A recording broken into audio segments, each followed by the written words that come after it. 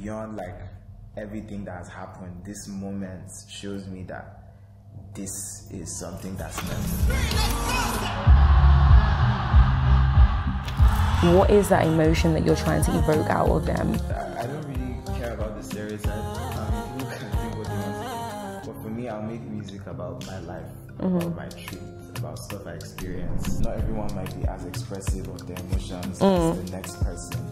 Every single person is emotional. Has CKay found the kind of love that he's looking for? I think love is what it is. You know, it doesn't change. I'm not trying to bring something out of you. Okay. Not necessarily. I'm bringing something out of you. And you are experiencing it. And if I was to ask you right now, what does it mean to be CKay? What would you say to that? I am at the forefront of that sound. Talk to me more about that. There's literally no point of CKay making music if I'm making stuff incredible. Hello guys, before we get into the episode today, I need to let you know that we are on a mission and I need your help to bring this mission to life. We are trying to grow the platform so much more. I know that so many people who watch the interviews, who consume these incredible conversations that we have on here aren't actually subscribers, and I'm wondering why. I need you to subscribe if you want to see bigger, better conversation, more impactful conversations, conversation that will change lives and so much more. I need you to subscribe, so make sure you subscribe, turn on your post notification and support us on this journey. Enjoy the episode. CKay, this has been the hardest interview to get off the ground. Really? I mean, just the minor, the minor situation, but we're here and I'm very excited. How are you feeling? I feel good. Yeah, you feel good? Yeah. How was your show today? Because you had a performance tonight, right? Actually, it was yesterday. No, it's tonight. The performance tonight. Oh yeah, that wasn't my show. That was a friend of mine's show. How was it? It was really good. Yeah? Yeah, I had to go show love to my Niger brother. Amen. And the love you get in the UK is amazing, to say the least. How is that experiencing that over and over? It's crazy, you know, like I low-key see the UK like a second home. Yeah. You know, there's like so many Nigerians here as well, like, and there's a community of people I connected with before everything happened. So yeah, I always feel really at home in London, and yeah, I appreciate the love always. I love it. Okay, so I'm not gonna lie, I have done a crazy amount of like deep dive research into you because I find you really interesting. And one thing I've really learned, well, not one thing, but something I recognize, I'm like, we're very similar in a lot of ways. And I'm gonna reveal it to you slowly, okay? So one of the ways is I realized that you ran away from home at a very, very young age, which is very similar to me. It's very similar. You ran away from home at the age of 19, which is intense, and it's not very conventional. It's not something that most people do. So walk me, I kind of want to start the conversation off from, that point. So walk me through what running away, leaving home, what that was about, what that meant for you. Just walk me through that journey. Me leaving home was, a very important decision for me because, my parents and I had very different views of, what my future should look like.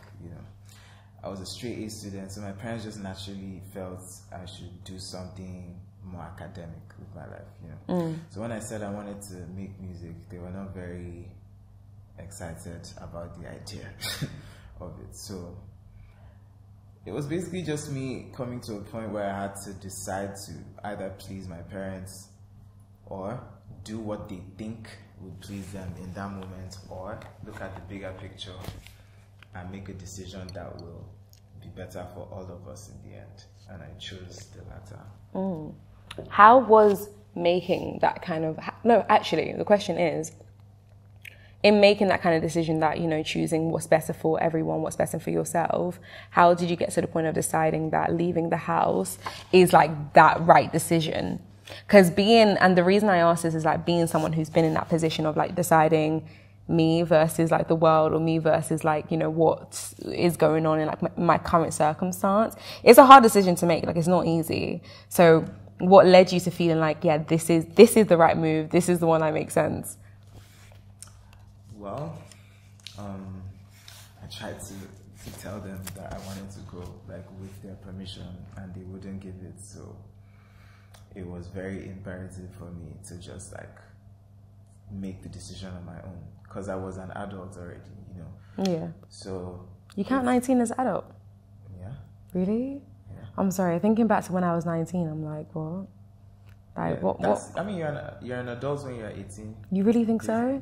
With the life experience that you've managed to have now, would you have made that decision of leaving home at 19 then? Absolutely. Yeah? Okay. Zero regrets. Why is that? Because everything turned out the way it was supposed to, you know, and I have zero regrets. How do your parents feel about that, from the point of like you actually making the decision to leave? What was that? How did that change you guys' dynamic and relationship?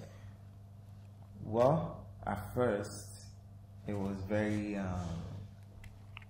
it was a madness, because they were very upset, obviously. And, you know, the moment I left the family WhatsApp group. You left the WhatsApp group? No, like when I left, Yeah, there was commotion in the WhatsApp group, you know, everybody going crazy, my mom and everything. But, I mean, they were angry at first, but then they actually respected me more after that, you know, later on, because I guess they just saw that, you know, for him to take such a drastic step, he must really believe in what he's doing. So I guess that was what earned their respect. There's something that, as you were speaking, that I kind of can't help but like ask about. You said there's something that he must believe in. That's kind of what your parents felt. So what was it? Obviously music is, you know, what we're talking about here, right? In terms of what you believe in. What made music worth it to the point where you decided, you know what, this is worth me leaving home for. This is worth me going a completely different journey from, you know, those people around me. Okay, so it's two things. The first thing is my love for it. Like, I really love music. Like, before I even decided what I wanted to do with my life, I just loved listening to music. And like, I love listening to music beyond the surface. Like, I would listen to the bass, I would listen to everything. Like, I enjoyed music in its totality. And secondly, I just never saw myself doing like an office job, like, or being on a desk, or being in a lab or something. Like, I just never saw myself doing any of that stuff. Music is all I just wanted to do. And yeah, actually 3 reasons. The third reason would be the fact that growing up, like, around me, people always just told me that they liked my voice, or they liked the songs I wrote. So I started to produce when I was in secondary school, and that was when I started writing songs for the first time. Wow, in secondary school? Yeah, I don't think I wrote the best songs. Yeah. But then, I mean, because I was learning. But then people around me thought they were so good. They thought they were so amazing. So this definitely was like a sign to me. Yeah. And you know, even beyond secondary school, like in real life, before I ran away from home, I was in a group, and we used to make music from our bedrooms. Yeah. And we'll upload it on the internet. And we actually got popular back then, and we did a show, and we sold out the show. You know, we organized this show with our own money, by the way, you know, and we did it. And that was the moment that I just knew that, okay, like beyond like everything that has happened, this moment shows me that this is something that's meant for me, because we literally did this organically, without radio, without anything, without resources, just social media. And we sold out the show and everything. And the show was crazy. You know, we had like a really popular song back then that the crowd wanted us to perform it like 3 times. So we performed this song like 3 times, and it was crazy. So I was like, okay, I think we can do this. But later on, the group dissolved and all that stuff. And yeah, basically was left alone to chase this dream, you know, and here we are. You know, at that point when you were in that group and, you know, you said the crowd was like loving it and you were loving it, did you at that point recognize that I can also do this on my own, or was it more of a fixation of you doing it within the group? I mean, before I was in a group, I was kind of on my own. So I kind of knew what it was like to be on my own. Yeah. And after the group dissolved. I mean, it was a familiar feeling, I guess. So what do you mean familiar feeling? Being on my own, you know, like that was what I was on before the group. So after the group, I basically returned to default settings at the time, and I just did my thing. You know? I love that. Yeah. Walk me back to the point where, from like a lot of the interviews I've watched, right? I've watched a lot. I know that, you know, when it comes to your parents, I think it was especially more so your mum, it was very much the notion of like music. There was like a lot of negative connotation wrapped around like the idea of you kind of, you know, stepping into the music space. That notion of like music is unhealthy, drugs, baggy jeans, you could die. Like there's just a lot of like things that are like, listen, honey, like this is not for you. So when you left home, you went to Lagos, you're now in this Lagos, which is like a completely different world from what you were raised in, being someone you were raised in like quite a predominantly like a Muslim, you know, environment. And it was a little bit more quiet than what Lagos is. Lagos is loud. Lagos is vibrant. Lagos is a lot, right? So being, you know, someone who's from a completely different world, who, you know, who thrust himself into this new world, how did you manage to adapt? And like, was the voice, I guess my main question is more so about the voice of your mum, because I can imagine maybe like that voice of music is, you know, the music industry is like this, Lagos is like this, everything is chaotic, you don't want to be in this world. Did those thoughts come to mind when you stepped into Lagos? Yeah, but like, I just felt like the people that they are human beings in Lagos, you know, and if they can survive the craziness, I'll survive the craziness. And yeah, man, I just believe in doing what you really believe in, regardless of what people say about it. Like, you know, if you want to be a bus driver or something, bus drivers have accidents, you know, but bus drivers also don't have accidents. If you want to be a pilot, planes crash, but planes also don't crash, you know. So like, it's just a thing of perspective, basically. So for me, I just wanted to be a musician, regardless of what anybody told me about music and the risks. Every career has risks. Every career has, I mean, people who are not musicians do drugs, do probably more drugs than musicians. So I don't even understand where the whole stereotype came from. Like, bro, people do all kinds of stuff, bro. Like, how do you feel about that stereotype? That stereotype that, you know, the music culture seems to have. Is that something that plays in your mind at all? Is that something that you even consider with you know, certain things that you might put out there? I mean, I don't really care about the stereotype. I mean, people can think what they want to think. But for me, I'll make music about my life, about my treats, about stuff I experience firsthand. Yeah. And I'll talk about it in my music. I won't make music about stuff I did not experience. So that's just, I don't care about stereotypes or what they think of. Did you ever feel when you know, come into Lagos or come into a completely different like space, that you had to conform at all to the culture that I guess like Lagos comes with?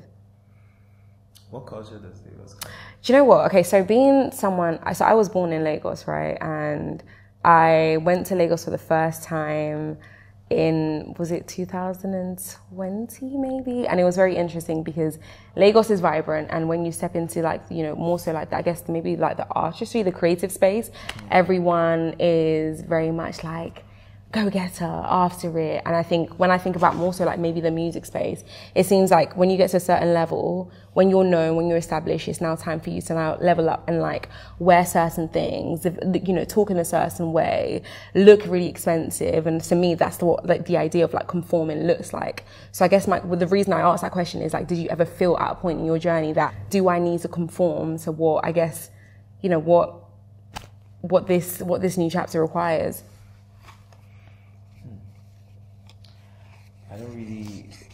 I feel like I live my life on my own terms, basically. I will wear nice clothes if I want to wear nice clothes, not because I want to impress you. Like, I like nice clothes, so I'll wear nice clothes. If I can buy nice clothes, I'll buy nice clothes. If I can buy a nice car, I'll buy a nice car. It's not a thing of conforming. If you don't have money, you cannot wear ice. you cannot buy a flashy car if you don't have money, and you don't have to, you know, impress anyone even if you don't have it. Do you feel Yeah. like, I don't know where the whole idea of conforming or whatever, just be yourself, man. Like if you want to wear, you know, whatever you want to wear, just wear it. Okay, but let's not front though. Like being yourself is obviously like it's an easy thing to, you know, say out loud and be like, yeah, be yourself. Like I say it all the time, be yourself. Like being yourself it's not easy, especially with like how massive like social media has become, and you know, you see so many people living different lifestyles. So I guess my question to you is, how do you differentiate, or how do you allow yourself to be yourself in a space where where people are like where people are where people show their lives, their various lives, or alter their lives in so many different ways? Like, how do you actually maintain being yourself? Because I think the reason I ask this also is because you're actually really good at being yourself. Like, I really do feel it in a lot of the stuff that you do. Like, you talk about being authentic, you know, you express yourself like emotionally through your music, and that's your expression. But it's not something that comes naturally and easy to people in the world. So for you, how are you able to kind of maintain this thing of like being yourself so easily? Well, I'm not actually quite sure how to answer that question, but I just am myself, you know. And for me, from everything I've learned about art, in different forms of art, not just like music, but like painting and all these things, it's basically self-expression. Like, people create stuff to express themselves and how they feel. Like, I make a song about how I feel about someone. If I'm in love, I make a song about love. I talk about how I feel. I express this feeling with the melodies and the words and everything. If I'm angry, or if I'm, you know, in a different headspace, I make songs about that. So it's just a lifestyle to me. It's like, this is just how I am. So I don't have to try to be myself, because if I'm not myself, who would I be? And I mean, I literally have been doing this, and I feel people connect to what is real. You know, Love Wantinty, for instance, is a song about a real person, real relationship, and the song was not actually made for people per se. I was talking to one person on the song, but then everyone listens to it and they personalize the song. You know, you relate to it because the emotions or the words connect to you in one way or the other. You know, you can dance to it, you can vibe to it. So that's just basically what it is. I'm expressing myself in my music. And if I was to ask you right now, what does it mean to be CKay? Say, let's say in 3 words, what would you say to that? What does it mean to be CKay? Yeah. Well, it means to be, I'm a Cancer, first of all. So I'm emotional in general. It means to be talented, and it also means to be yourself.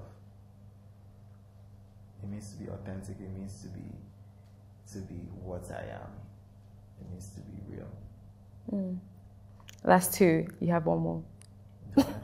I said 3. What are the 3 things that makes CKay? So Cancerian. What's the 3rd thing? What else would I say? It means to be awesome, because you're awesome. Yeah. That's not a good enough response for me.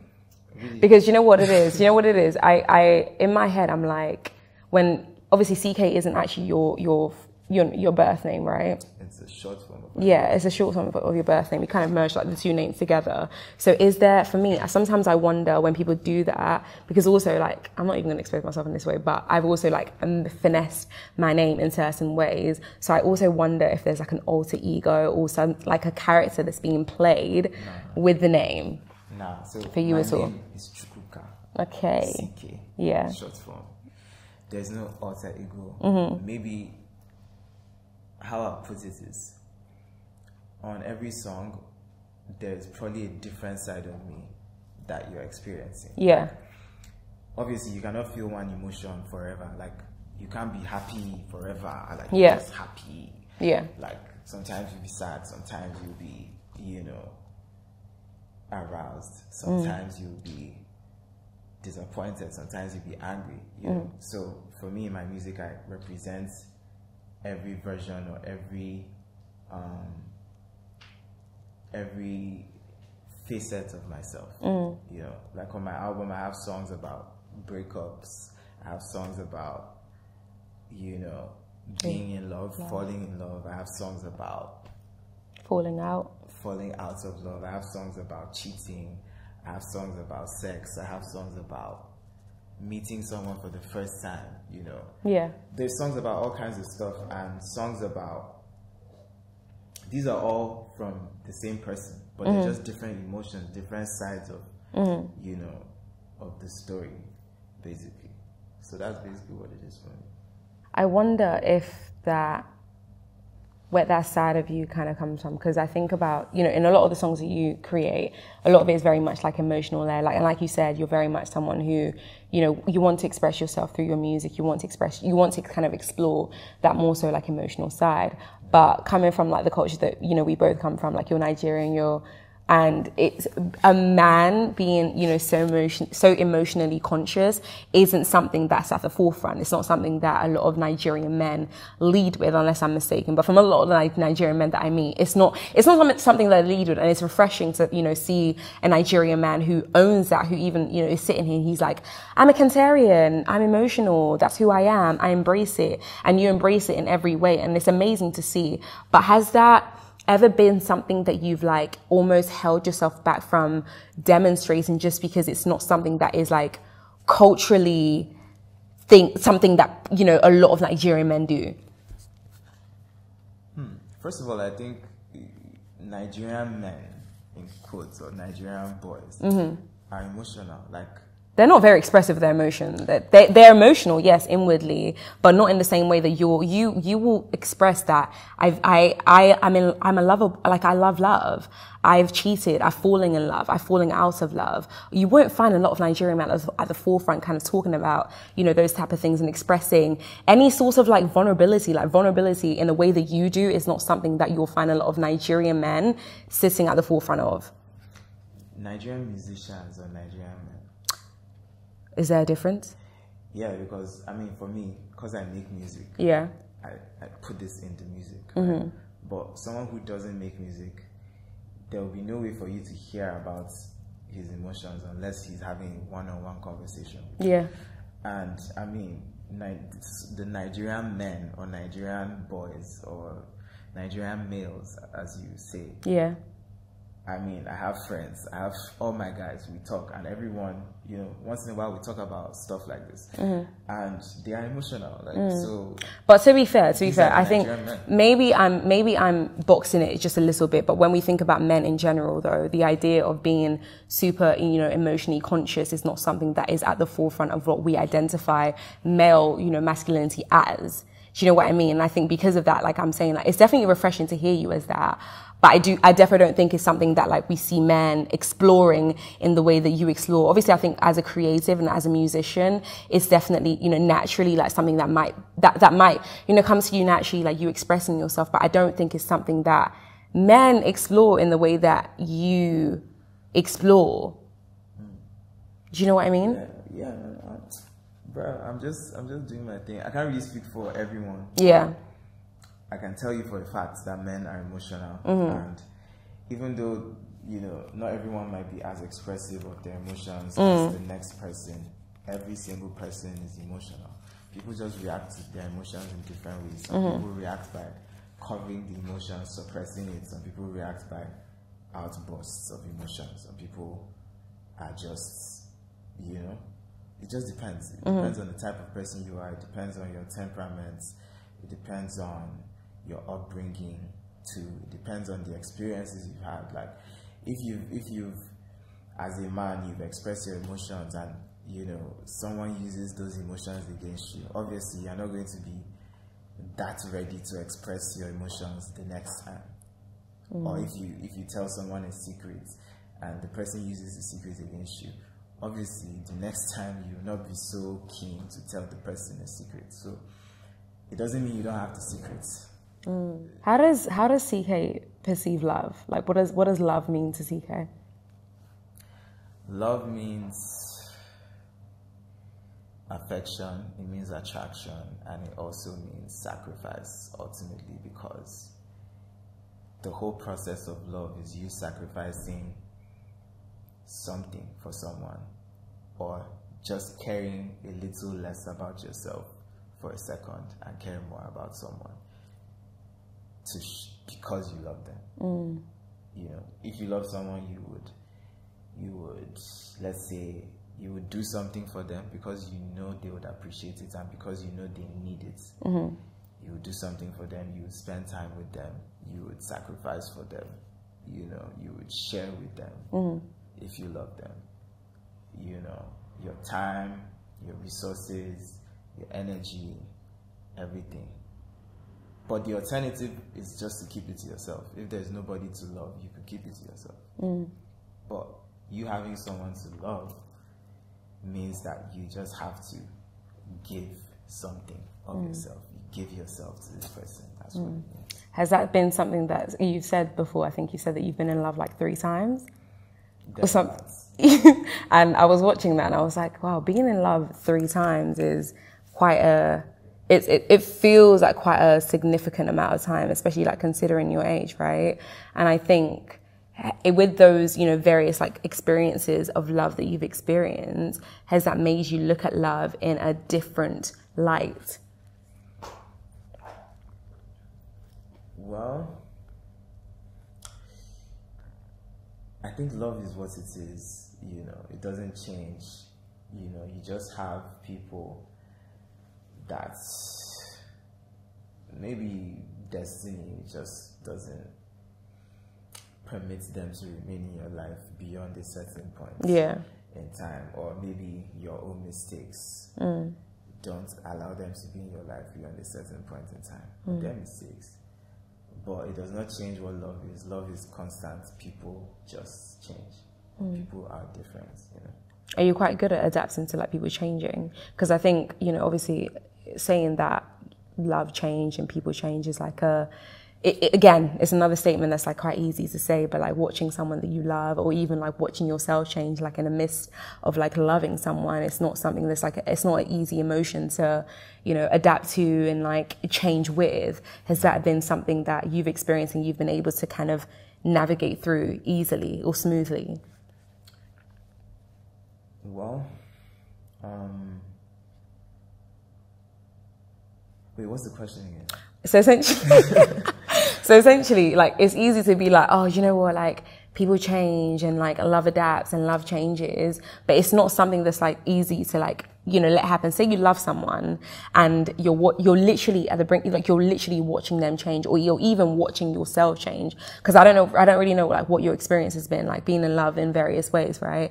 So let's say the experience is like you're just watching someone change and you know that this change that they're having right now doesn't sit right with like who you're perhaps like becoming. So because of that, you might have to like, you know that you need to leave them, but because of the love that you have for them, you almost kind of want to stay or like want to remain in their life. How do you navigate that kind of chapter? Because it's not easy. It depends. It depends on how much you love the person. It depends on if you're willing to accommodate the change. It depends on if you are able to control the change. If you feel you can stop the change by talking to the person, if it's a change you don't like and they stop the change, then fine. But if you feel as they're changing, you can handle what they're becoming, then you stay. If you don't, then you leave the relationship.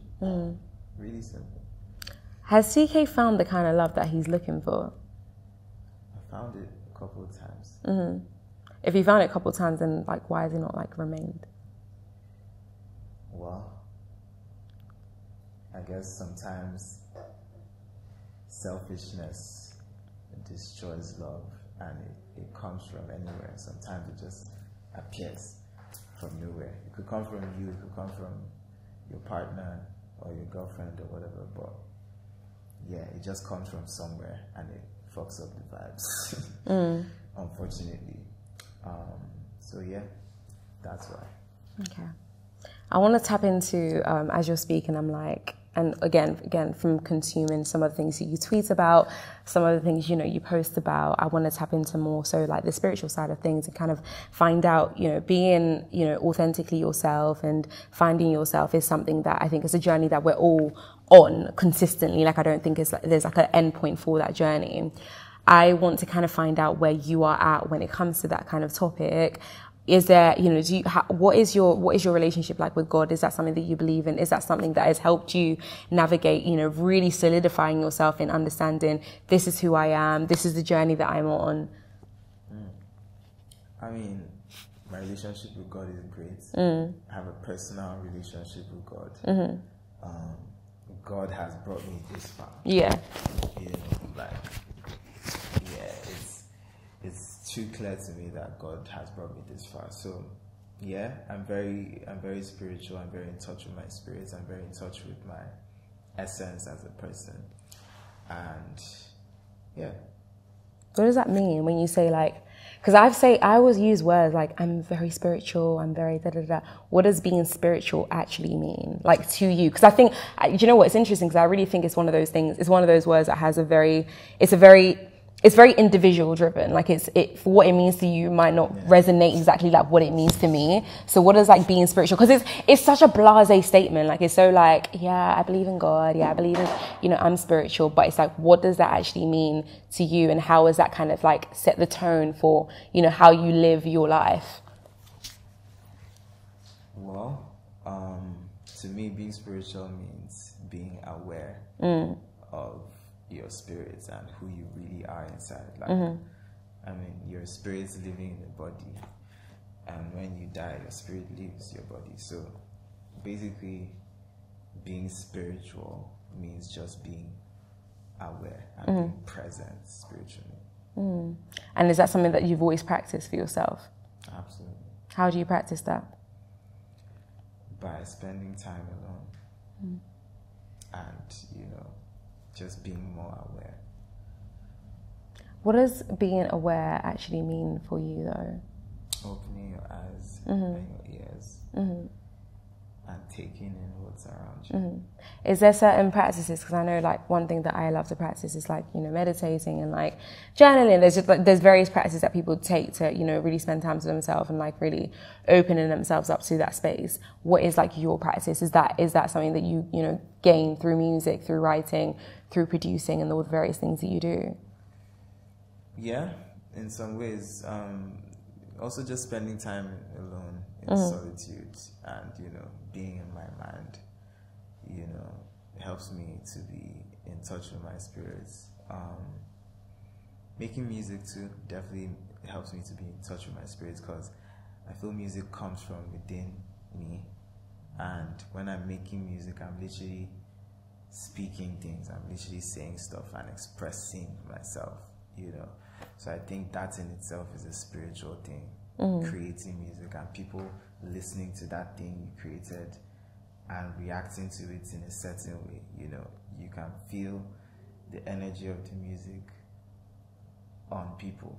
Like at a show, at a concert, if I'm performing, I can feel the energy of the song all over the place, and I can feel everybody feeling one emotion at the same time. What, when you're performing? Yeah, that's literally the experience. That's literally what performance or a show is like. You know, every single time I perform, that's the vibe and that's the energy. What does that feel like for you? I get like what it can feel like in terms of how they project it to you, but what does that feel like for you? How do you accept or receive that emotion from them? I feel like it's like a feedback thing where they feed off my energy and I feed off their energy as well. You know, like when you're in a room where everyone is feeling the same emotion at the same time, it's crazy. So everyone is feeding off each other's energy. It's different from when you're just in your house listening to the music. Yeah. This is exactly why people go to shows. Because the experience is different. Like when you are feeling a song and the person next to you is feeling the same song at the same time. Yeah. There is a vibe to it, you know. And is that something that you appreciate? Is that something that kind of maybe like amps up the tempo for you when it comes to like creating like new music? Absolutely. Yeah, because you know that, you know, the people that are going to listen are going to feed up like the new energy that you're after. Exactly. I love that. So you created like a new sound or a new space, which is Emo Afrobeats, which is different, and I've never really heard of it. And I think in watching, you know, some of and the ways that you've spoken about it, it feels like something that maybe was kind of unintentional. So walk me through like creating even this new sub-genre with Emo Afrobeats. Okay, so basically, yeah, Afrobeats. I mean, you've listened to Afrobeats, of course, so yeah. Afrobeats is very dance rhythmic based in general, you know. But then for me, my type of music is it's dance based also, but it's like dance plus emotions and vibes. You know, I want people to dance, but I want them to feel stuff too while they dance, you know. And basically I want them to feel what I was feeling when I was making this song. And as a Cancer, I feel all kinds of stuff, man. Like I be feeling things. So so I just put all that shit into the music. Like I put all that stuff in there. Yeah. And basically when you listen to my music, you're basically feeling what I was feeling. And yeah, that's what it is. I'm basically expressing myself. And you are. And you know, like when you have like new artists who are now like, yeah, I'm an emo, you know, Afrobeats musician, do you feel kind of entitled almost like to watch what they're creating to make sure that they're like in alignment with what like emo Afrobeats is actually supposed to be? I mean, if you're emo, you're emo. Like if you're not, you're not. I guess like emotional people make emotional songs. If you're not really an emotional person, you know. Some people are more of energy people than emotions, brute force than emotions. Some are more, you know, some people don't really have emotions at all. I mean, they do, but they have much less than most. You know, some people were just emotions and vibes, you know. Of course, energy here and there, but majorly emotions and vibes because it's just who we are. So I guess there are people around Nigeria or the world who are emotional people too and who express themselves with their music and make Afrobeats. So I guess that's technically emo Afrobeats as well. But basically, I would say I'm at the forefront of that sound because just by nature of myself and who I am and the effect I've seen the music I make have on people, you know, it was just very clear to me that this is emo Afrobeats. And it's actually similar to emo music, emo rock music too. Because emo rock music, the lyrics are very poetic, they're very emotional, the chord progressions make you feel stuff. I grew up listening to lots of emo rock music as well, you know. And yeah, I just basically found a way to bring that to Afrobeats but keep it African still and to keep the vibes original to where I'm coming from, you know, but the emotions are still felt, and that's the most important thing. I want to explore the emotion side of things because you said that the most important thing is like how people feel when they listen to the music. What is that emotion that you're trying to evoke out of them? What is it exactly that you're looking to explore out of them? Actually, that's not the approach. It's actually more of me expressing myself and people listening and feeling the things I felt. I'm not trying to bring something out of you. Okay. Not necessarily. I'm bringing something out of me. And you are experiencing it. And it just so happens that most of the stuff I feel, people have felt them too and they can relate. Like, if I say you cheated, I cheated too. Just saying that, like, you can already, if you've been in that scenario, you can relate already. So you know what I'm talking about. But it's not like I was trying to bring something out of you. I was expressing my own self and telling you what happened. If you happen to relate, then we have a connection. If you don't, then we don't have a connection. To create a subgenre that's evoking, you know, so much newness, freshness to the Afrobeat space, it's interesting, and I kind of want to explore that just a tad because I think, does that make you feel almost like responsible to watch over the sound that other new emo Afrobeats artists are creating? Or do you feel like in the same way that Afrobeats has kind of transcended and like changed over time, do you think that, you know, emo Afrobeats is also one of those things? And also, just to add on to that, do you feel like this is something that's kind of been missing in this space before?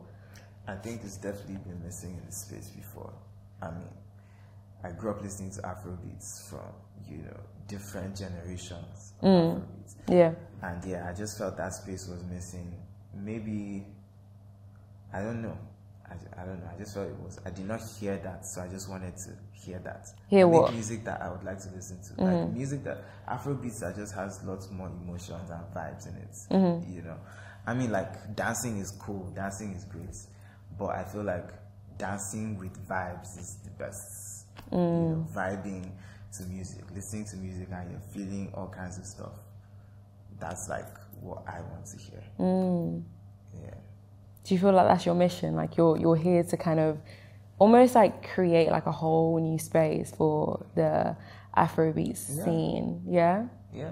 Talk to me more about that. There's literally no point of CKay making music if I'm making stuff you've heard. Like, there's really no point. I should just quit and go. I'm always just trying to make something new. Like, you know, I don't want you to feel stuff you felt. I don't want the music to sound exactly the way it sounded in 2008 or 2012, like, or 1995. Like, if you listen to the music that, you know, the Fellas, the Victor Wifos, the Osadebes were making, and you compare it to the Afrobeats of 2022, there is a clear evolution. And, you know, this evolution was triggered by different artists in different generations deciding to do this with the sound, do that with the sound, you know, try this. That's how we got to this point. And if it continues, the sound will keep evolving, you know. As I'm listening to you speak, it feels like there's a lot of things going on in your mind in terms of like what you want to do in this landscape, in terms of, you know, ambition. Walk me through some of like the greatest ambition that you see CKay conquering in the next 5 years, and the next 10 years even. Well, I definitely want to do what I've been doing, but do more. Do it on a much larger scale. I want to perform in more countries. I performed in a lot of countries this year, but I want to perform at even more venues. I want to create new sounds. I want to make more music. I want to fall in love more. I want to experience more. And I want to make music about this. And I want to basically put Africa on the map, even though it's on the map. But I want to, like, you know, in the map, the way every continent has like its borders and shit, I want to like use permanent marker and like outline the outline. Yeah. Even more than it already is. Yeah. You know? I feel like Afrobeat is ridiculous right now. Like, the music is going crazy, and you know, I just want to amplify this and do it like times 10. But more so from like an emo, emotional space. By just making music from my heart, literally. Yeah. I love that. And for any, because you speak so heavily about like making music from like the heart, for any creatives, I think that is probably like the be all and end all for creatives. It's like it all comes like so like from within us. What advice from like a really authentic space of someone who went from being almost forced to, you know, enter the traditional space of like, you know, a working man, to someone who's like completely like reformed against that and like gone into like creative space? What advice would you give that young person who's like bursting to just enter the creative space in any capacity? I mean, be yourself. Yeah. Make great products, great arts. Believe in yourself, believe in your ideas, you know. The first person that decided that, you know, let's see, how do I put it?